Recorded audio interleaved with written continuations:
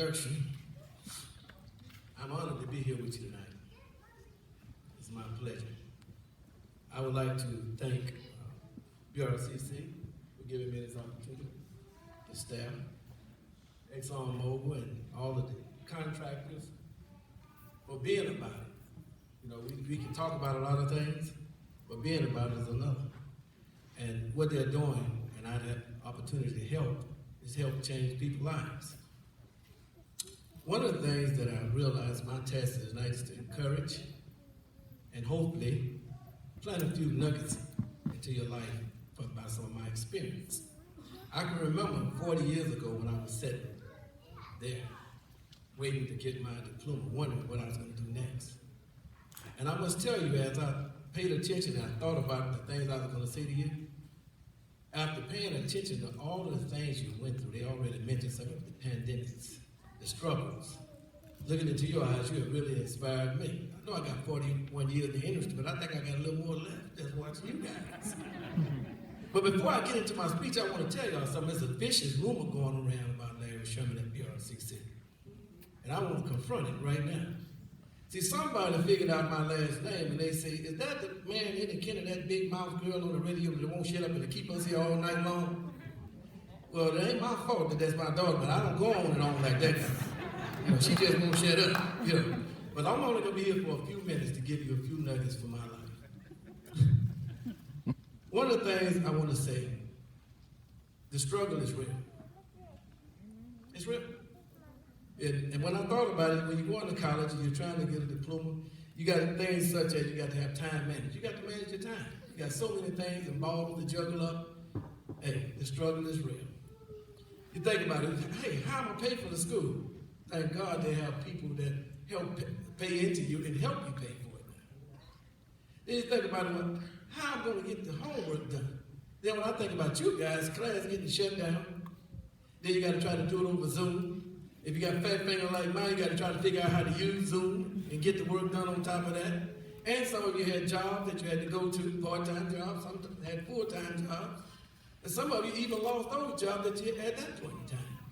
Then you got to think about the instructors. They had to try to struggle and get here. I was thinking about all that. And they had, and the faculties and staff members, they had to be here as well. And that's when it came to my mind. You guys had it on your mind, there's no quit, no surrender. You was going to finish your task. You had made up your mind. The staff had finished. They had made up their mind. They was going to stick with you.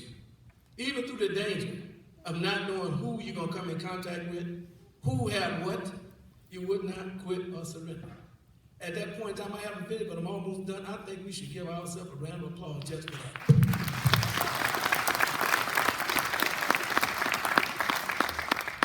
Two weeks ago, I went to my brother's graduation, my next to oldest brother graduation. 47 years later, he went back and finished he had one semester to finish. He had two businesses, retired twice, but he had made up on his mind that he wanted to go back to school and get his diploma. So when you think about people putting it in their mind, no matter what it is, you put it in your mind, you let it go in your heart, you get it done. So I realized you didn't just put it in your mind, but you let it from your mind to your heart and into your actions. And I had to, I never would have thought I'd have seen my brother walk across the stage 47 years later, especially since at one point in time in his life he became a career student.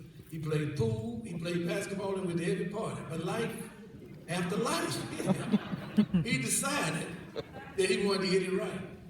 He said that his mom and dad paid all that money for him to go to school. He had one semester left. He wanted to finish. So I thought about you guys when that happened. They told me about speaking. Now, when we think about us as contractors and people that's hiring people, when we think about the struggle, we already know you can. If you finish the school, you learn something. But we're also thinking about the person who can stand under the pressure and stand with me. I can count on this guy, or I can count on this lady. That is very important when you go out into the field. I heard the gentleman say, when you go, do the job right. There's always a right time to do it right. Do it safe. Do it safely. In the industry, we don't want to call home and tell anybody about what happened to you. You lost your arm or your life. That's a bad call. We don't want to make that call. So you have made one step. The next step is perfect what you do. We're looking for people that we can depend on. We're looking for people who's willing to learn, continue to learn. If you heard in my biography, she said, I had numerous jobs at Stubb Corporation. And as the market changed up and down, you may be put into different areas. Thank God, I like learning. It didn't make any difference to me. 41 years ago, I showed up. I was so happy to go through the gate. I picked up paper on the way in. This evening on the way out, I picked up paper on the way out. Nothing changed. Except that I just wanted to make sure that I done my job as unto God, to be honest with you. I didn't do it for them. I done it because I had an opportunity, and I wanted to get better and better as each moment I would get better. You know, I would ask my children things like, what you learned today? Tell me something. I'm spending all this money sending you to school, you must have learned something. And they're looking at me like I got two heads. But that didn't stop me from asking them the question. Now they'll come home from their jobs and tell me what they learned today. Now, I didn't know if they was paying attention to me or not. Well, there's another thing I want to bring up to your mind that came into my mind.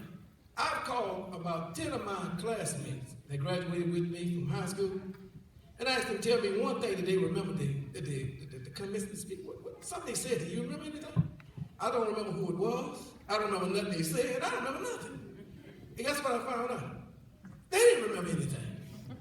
But if you don't remember the one thing that I say to you, try to learn something every day.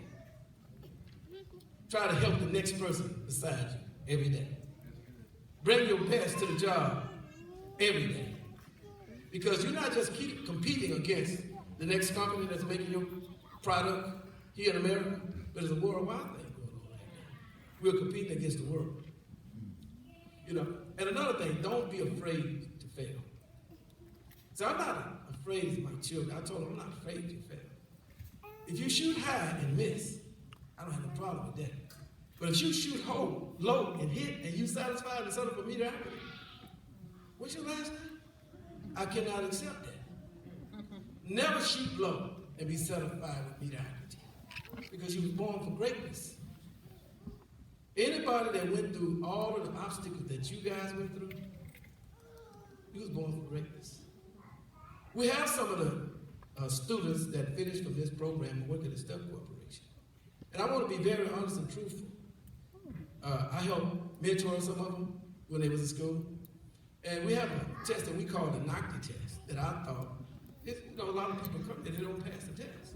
And the first set of students that came to Stubb Corporation to take their test, I was feeling kind of down because I didn't think they could pass the test because of the questions. To my surprise, one of the students that came and took the test made the highest grades of anybody. Nobody had beat his grade level yet.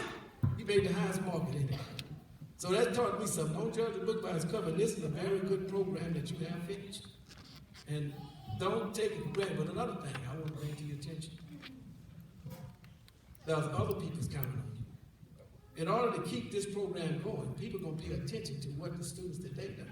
See, you're standing on the shoulders of some people that came before you. Some people will stand on the shoulders of you after you. So when you leave out of here, think about this. This is not just about me.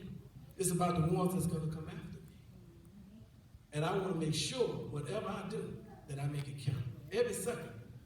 You can't buy no time back. So every second, make it count. And try to, every day you come to work, or wherever you go, try to make the place a better place because you showed up. Another thing I'd like to tell you. When you pick your surrounding, your circle, only let OQP come in your circle. Only qualified people. You don't want no negative people in your surrounding, telling you what you can't do. Dream killers. There's a lot of people would have said, man, I quit. I wouldn't do that mess. Y'all going through that. They got COVID out there, but you guys didn't quit. So I'm not saying put down on them.